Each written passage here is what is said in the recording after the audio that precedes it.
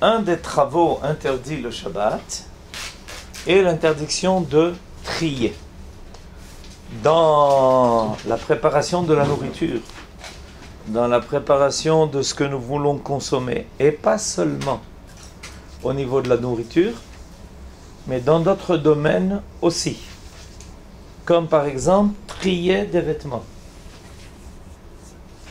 comme par exemple trier des ustensiles. Alors, existe l'interdiction de borer. Maintenant, je préfère commencer par des définitions précises de deux activités qui se ressemblent, mais qui ne sont pas les mêmes. Alors, on vient de parler de borer.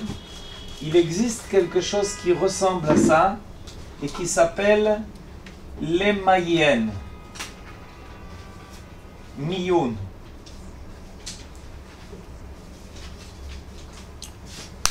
Alors j'explique la différence fondamentale entre ces deux notions parce que ça a une incidence sur la halakha. La définition de borer, c'est que l'on a devant soi des produits qui sont mélangés.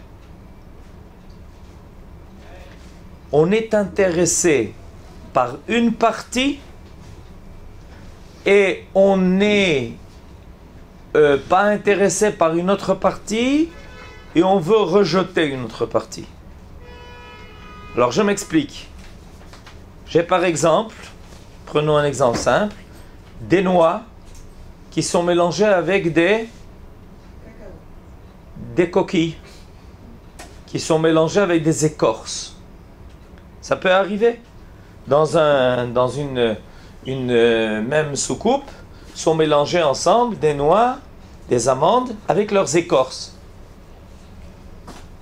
Alors, pour pouvoir consommer ce qui m'intéresse, je décide de retirer toutes les écorces et de ne laisser que ce que je veux consommer.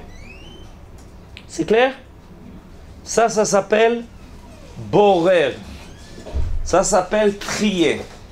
Donc l'idée de trier est toujours accompagnée d'un principe qu'il y a quelque chose que l'on désire et quelque chose que l'on refuse. Ce que je viens maintenant de donner comme exemple, c'est évidemment l'exemple le plus simple. Je désire les amandes, je refuse les écorces. Par contre, la deuxième notion que j'ai invoquée ici est tout à fait différente parce que les mayen ou miyun, vous avez peut-être entendu parler que dans un hôpital il y a un endroit qui s'appelle Cheder Miyun. Ça vous dit rien? C'est la salle d'urgence. La salle d'urgence, c'est quoi? Arrivent tous les malades, tous les blessés, etc. Il y a là-bas des médecins dont la spécialité est de faire le tri. Les mayen, c'est en fait ranger. Et ranger par ordre. En réalité, les mayen, c'est faire de l'ordre. Alors je donne un exemple. On vient de faire notre vaisselle. Une fois qu'on a fini notre vaisselle, on a nos couverts. Mais tout est mélangé. Les couteaux, les fourchettes, les cuillères, les petites cuillères, tout est mélangé. Maintenant, j'ai l'intention de mettre mes couverts dans un tiroir où tout est bien rangé. Ça consiste à quoi? Toutes les fourchettes ensemble, tous les couteaux ensemble, toutes les cuillères ensemble, toutes les petites cuillères ensemble. Je fais le tri. Ça, c'est pas borer. Ça, c'est les mayen. La grande différence, c'est qu'en réalité, quand je fais de l'ordre, quand je place tous mes couverts en ordre, je suis intéressé par tous les couverts. Il n'y a aucun des couverts que je refuse et aucun que je désire en particulier. Mon idée, c'est de me servir de tout. Donc, en réalité, en français, on va se servir du même mot, qui est le mot trier. En hébreu, ce sont deux concepts qui sont différents. Et vous avez compris dans la définition que ce n'est pas la même melacha. Vous avez compris? Qu'est-ce qui est plus grave? Borer ou miyun? C'est clair. Ça, c'est une interdiction de la Torah. Ça, miyun. Et vous comprenez maintenant pourquoi, quand on parle du service d'urgence à l'hôpital, où tout le monde débarque, et on dit à un, toi tu vas en cardiologie, toi tu vas en pneumologie, etc. En réalité, il n'y a personne qu'on veut décider de supprimer dans l'affaire. On veut s'occuper de tout le monde. Simplement, on fait le tri entre les malades pour s'occuper d'eux efficacement. Ça, c'est pas borer. Ça, c'est miyun. Maintenant, dans la halakha, qu'est-ce que vous n'avez pas compris? La distinction entre les deux, les Mayenne et miyun. Non, c'est la même chose. Ah, Non, non, non, non. Non, je me suis servi. Ça, c'est le verbe. Et ça, c'est le nom d'objet. Comment on dit en français? Non commun. Ok? Il n'y a aucune différence. Ça se traduit de la même façon en français. Et en français, ça se dit trier. Mais si vous voulez faire une distinction, ça vous appelez trier, ça vous appelez ça faire de l'ordre. C'est ça, organiser. Exactement. Voilà, on va marquer organiser. Organiser. Alors, ça, c'est une interdiction de la Torah. Et en réalité, c'est quelque chose qui est très très courant. Et on s'en rend même pas compte, parce qu'on ne fait pas attention à cela. Mais on peut très facilement trébucher le Shabbat à faire borer. La plupart des commentateurs disent qu'il n'y a pas d'interdiction de faire cela.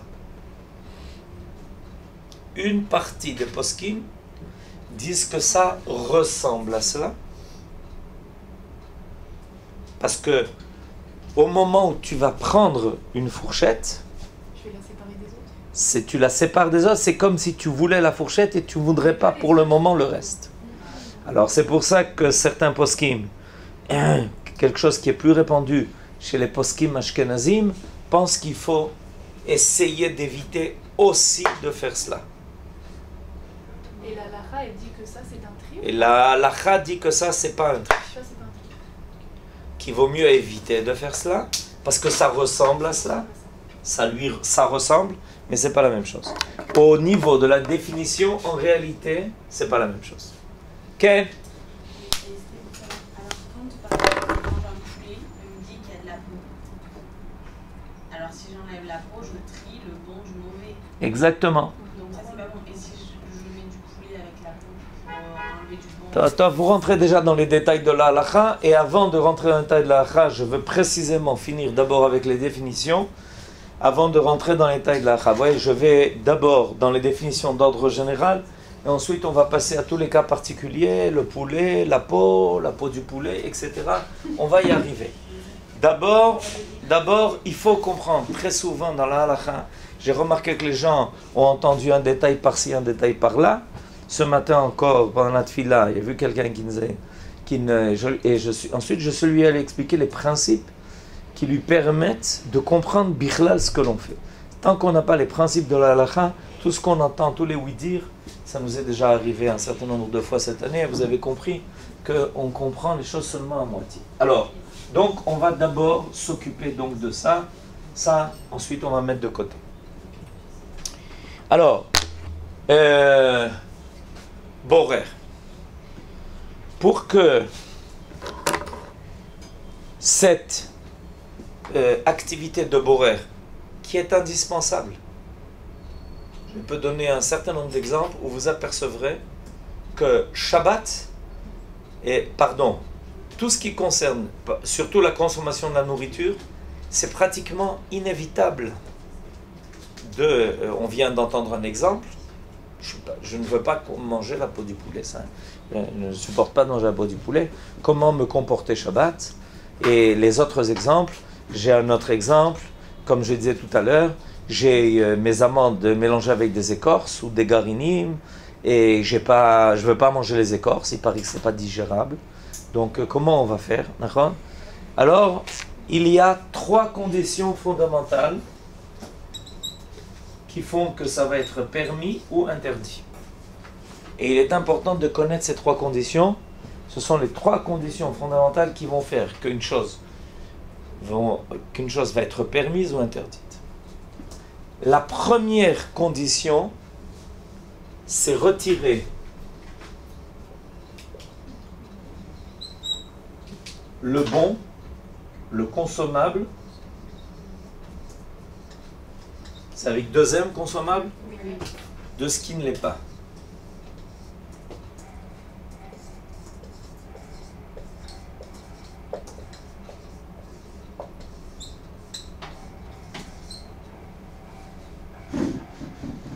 Je suis en train de donner les conditions qui permettent. D'accord? Voilà le permis. Qu'est-ce qui est permis? Pour que ça soit permis, il nous faut 3 conditions. Alors, reprenons les exemples qui ont déjà été invoqués. J'ai des amandes mélangées avec des écorces. Qu'est-ce que je dois faire? Prendre les amandes et laisser les écorces. Prendre les amandes et laisser les écorces. J'ai de la viande de poulet mélangée avec une peau de poulet. La peau de poulet, je prends la viande du poulet et je laisse la peau du poulet. Maintenant, on va parler de la solution du problème quand les deux sont accolés, que je ne peux pas faire le tri entre les deux. On va tout de suite en parler. Deuxième condition sine qua non qui permet le tri Shabbat, ne pas se servir d'un ustensile destiné à trier.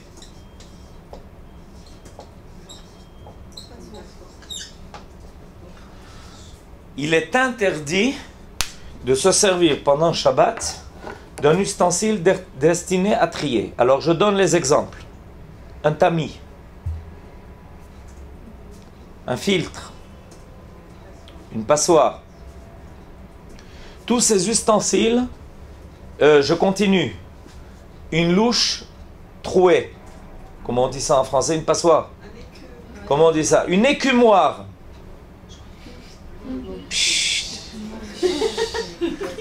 À mon avis, il y a à peu près 150 ans que j'ai entendu ce mot. Mais ça existe. Tous ces ustensiles sont interdits Shabbat. Même si on s'en sert pas pour... Pardon? Même si on s'en sert pas pour trier, par exemple, si je fais une salade de midi de Shabbat et que je lave mes légumes, mais je les mets dans une passoire pour les laver. Très belle question. Et si on veut récupérer les légumes... Très belle question, très belle question. Avant de répondre à toutes vos questions, on finit. Troisième principe, apprenez d'abord les principes qui vont permettre. Troisième principe, dans l'immédiat,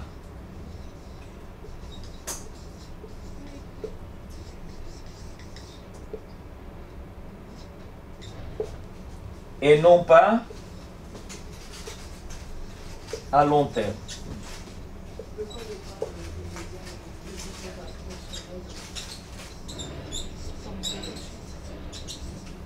J'explique la dernière condition. Quand je me dois de préparer une nourriture ou autre chose d'ailleurs, je n'ai pas le droit de le faire à long terme.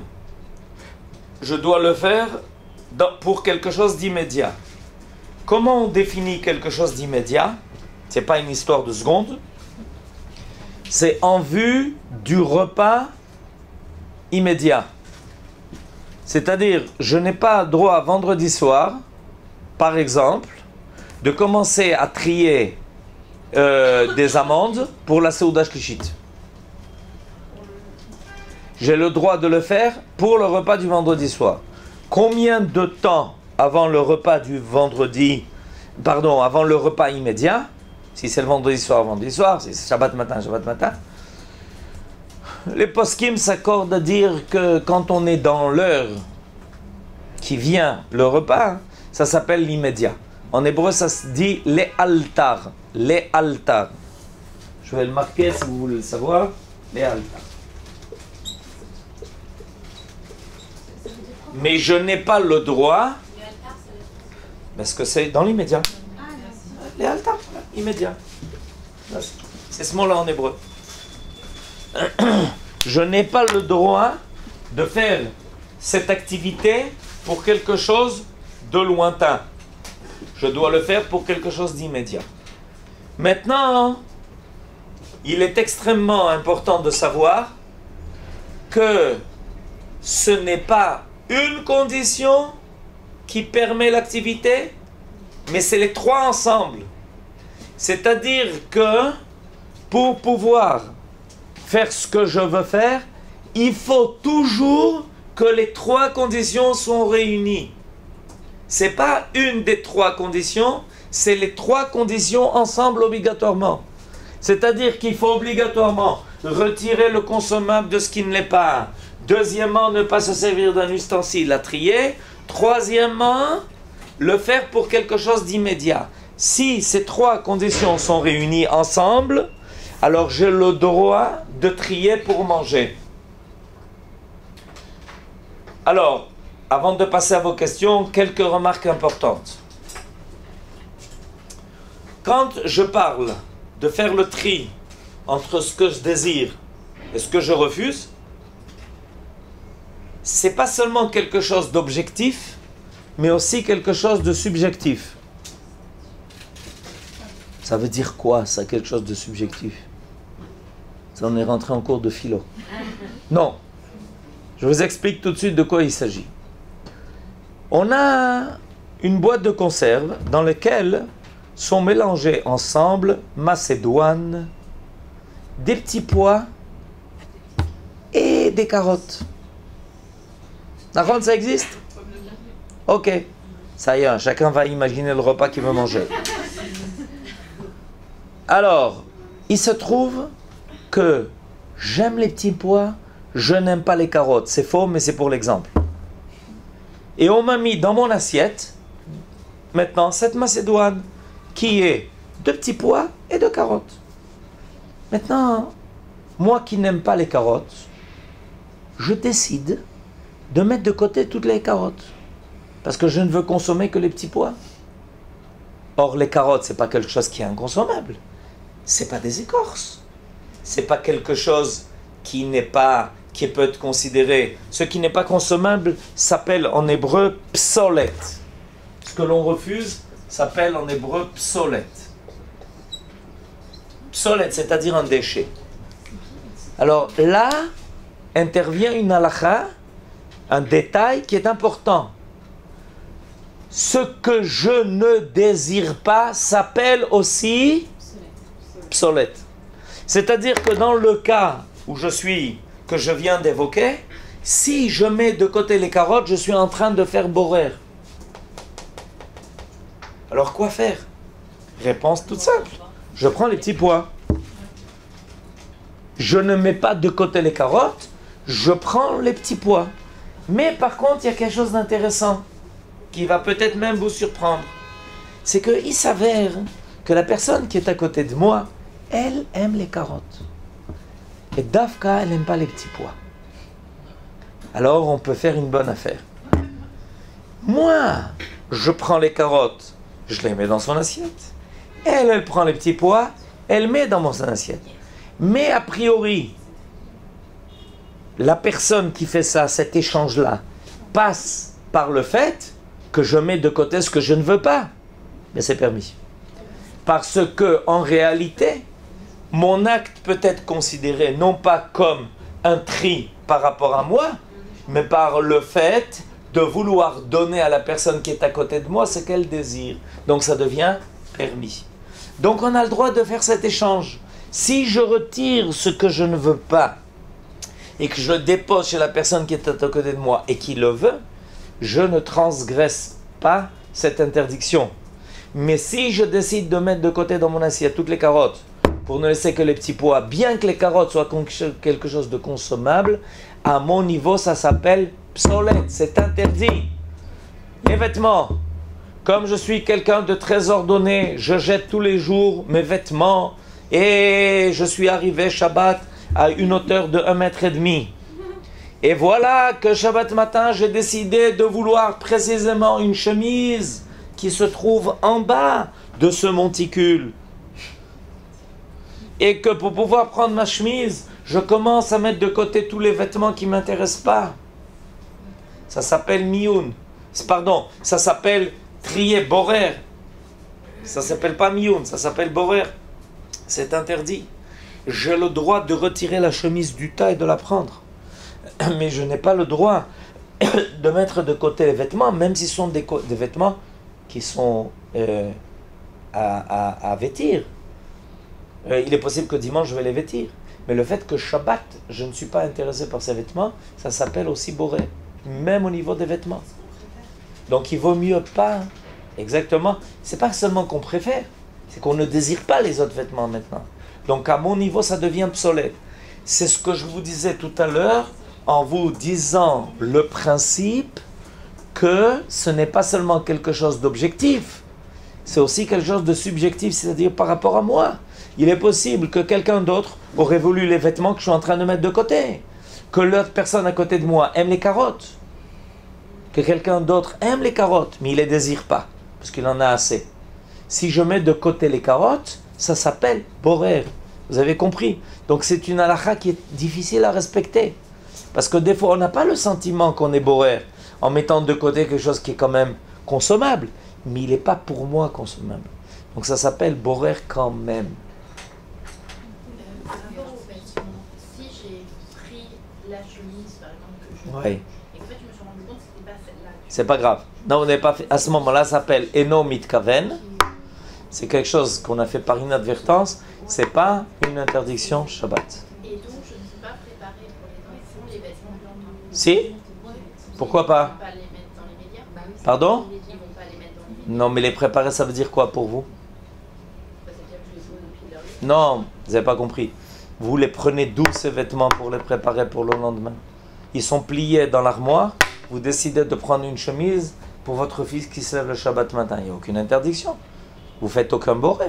Le fait de prendre la chemise, elle est déposée dans l'armoire. Vous la retirez, vous la mettez sur la chaise à côté de votre fils. Il y a borer? J'ai bien pris parmi une pile de... Non, vous n'avez pas pris parmi une pile. Vous avez pris ce que vous voulez. Vous n'avez rien... Alors là, hein, c'est important. J'ai compris la question. L'idée de borer n'existe que quand les choses sont mélangées. Si les choses ne sont pas mélangées, il n'y a pas borer.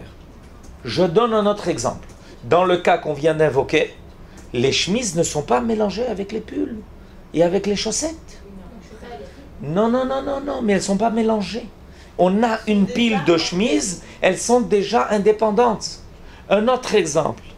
Sur ma table, dans ma cuisine, j'ai déposé des dattes, des amandes, des noisettes. Elles ne sont pas mélangées. Et maintenant, je veux, comme étant une maîtresse de maison bien ordonnée, mettre chacun de ces fruits que j'ai achetés.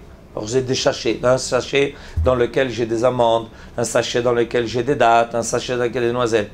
Je veux disposer chacune chacun de ces fruits, chacune de ces espèces, dans une coupe. J'ai le droit. J'ai le droit de prendre maintenant les dattes et de les verser dans une coupe pour qu'il n'y ait que des dattes. Pourquoi? Parce que ce n'est pas mélangé. L'idée de trier, l'interdiction de borer, n'existe que quand tout est mélangé et entremêlé. Mais si les choses sont disposées l'une à côté de l'autre. Autre exemple, j'ai une coupe de fruits. Dans ma coupe de fruits, j'ai des oranges et des pommes, mais elles sont l'une à côté de l'autre. J'ai le droit maintenant de prendre toutes les pommes et de les mettre de côté pour ne laisser que des oranges. J'ai l'intention de donner à mes invités que des oranges. J'ai le droit maintenant de retirer toutes les pommes. Pourquoi? Parce qu'elles ne sont pas mélangées avec les oranges. L'idée de trier n'existe que quand les produits ne sont que quand les produits sont mélangés. Si les produits ne sont pas mélangés, il n'y a pas d'idée de borer. Autre exemple, j'ai dans ma marmite, dans ma cocotte, disposé des légumes en couches. Ça arrive. Il y a certaines préparations où on dit, mets une couche de pommes de terre, là-dessus une couche de carottes, là-dessus une couche de poireaux, là-dessus une couche d'oignons. J'ai le droit de retirer toute la première couche pour arriver à la deuxième. C'est pas borer. Pourquoi? Parce que étant donné que c'est disposé de façon en stress, comment on dit ça Pardon? En strate. Étant donné que c'est en strate, donc il n'y a aucune interdiction. Il n'y a pas borer. C'est pas mélangé. L'idée de borer n'est que quand les choses sont mélangées. Je voudrais quand même aborder un point important qui a été soulevé tout à l'heure avec la peau du poulet.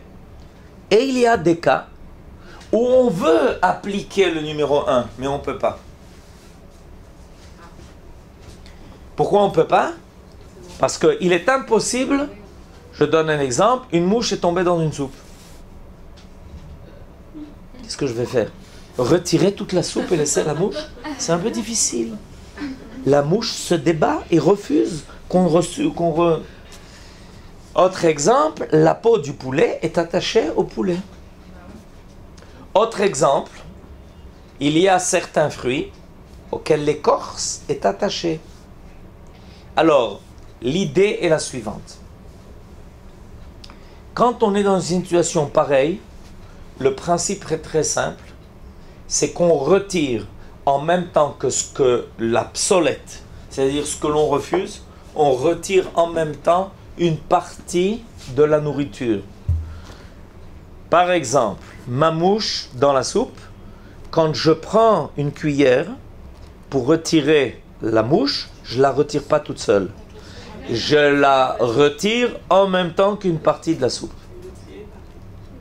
Donc en fait, ça ne s'appelle pas seulement psolète mitochochel, c'est pas ce que je refuse de ce que je désire, mais aussi une partie de la sepsou, je l'aurais bien consommé.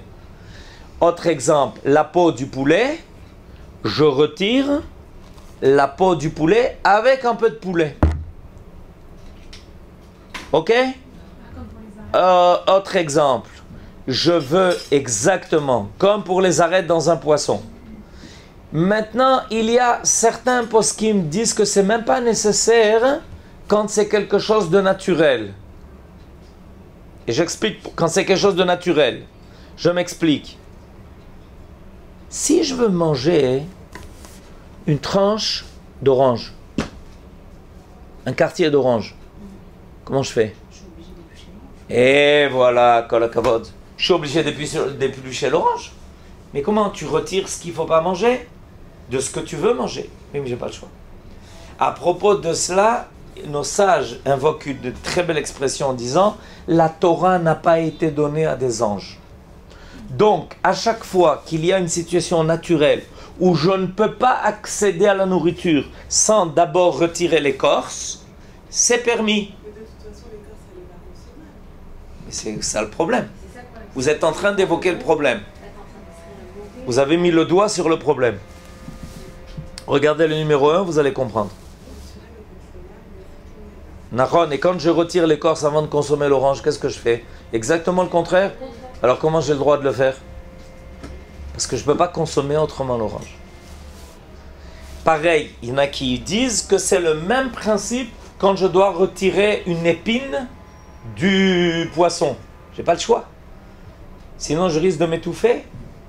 Ou un petit os qui se trouve dans la cuisse du poulet. Si je ne retire pas, je risque de faire quelque chose de grave. Alors, dans ces cas-là, certains poskim disent que c'est permis parce qu'il n'y a pas le choix. D'autres disent qu'il vaut mieux retirer cela avec une partie de ce qui est consommable. Ce que j'ai évoqué tout à l'heure. D'accord? Ça, ça nous permet toujours de surmonter donc le problème de prendre quelque chose que l'on ne veut pas de quelque chose que l'on veut. Alors, tour de table rapide. Pour l'histoire de l'épumois, par contre, on ne peut vraiment pas l'utiliser, même si c'est juste pour récupérer des légumes, par exemple pour un couscous. Non, parce que tout le travail de l'écumoire, c'est précisément de faire borer. C'est quand vous prenez l'écumoire, vous servez de ça pour laisser passer la sauce et ne retirer que... Ok, ensuite. Juste pour revenir à l'exemple des petits pois carottes, si vous aimez que les petits pois et pas les carottes, Ouais. donc vous avez le droit de manger que les petits pois. Nara, c'est clair. Par contre, si les petits pois ils sont en dessous des carottes, enfin en dessous, Ouais, et alors? non, là, Même ça, on n'a pas le droit de mettre les carottes de côté. Ensuite. Est-ce que pour revenir à la salade du samedi midi, alors si je la mange immédiatement et que. Enfin, j'ai le droit ou pas alors de me servir de l'ustensile, de la passoire? Ok. Parce que la passoire en question, elle ne sert pas qu'à...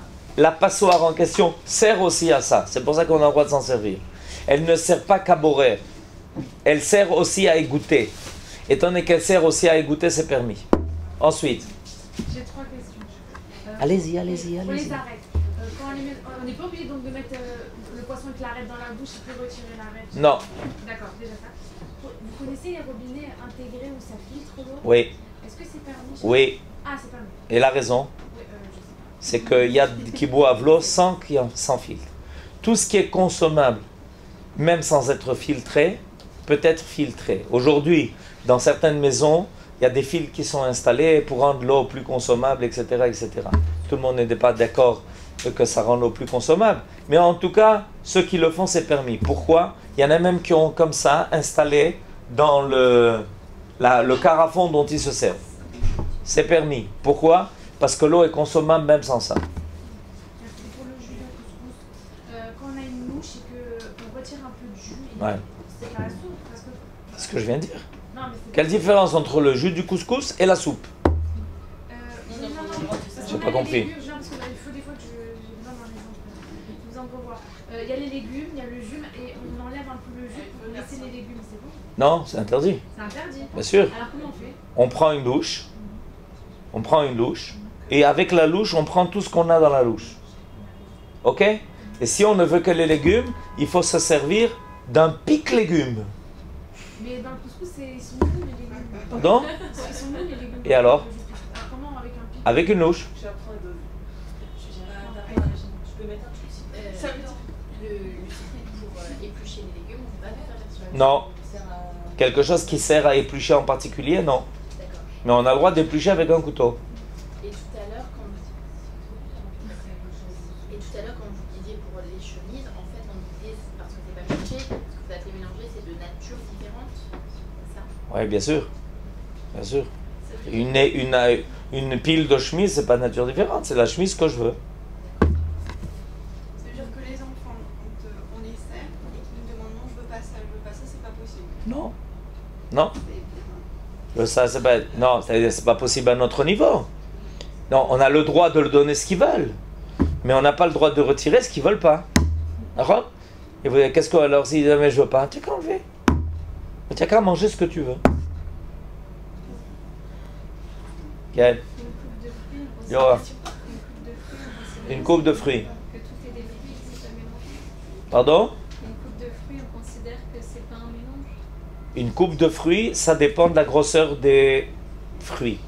Si c'est des gros fruits qu'on peut prendre facilement, c'est pas un mélange. Si c'est des petits fruits, comme par exemple des abricots et des figues, etc., ça c'est considéré comme mélangé.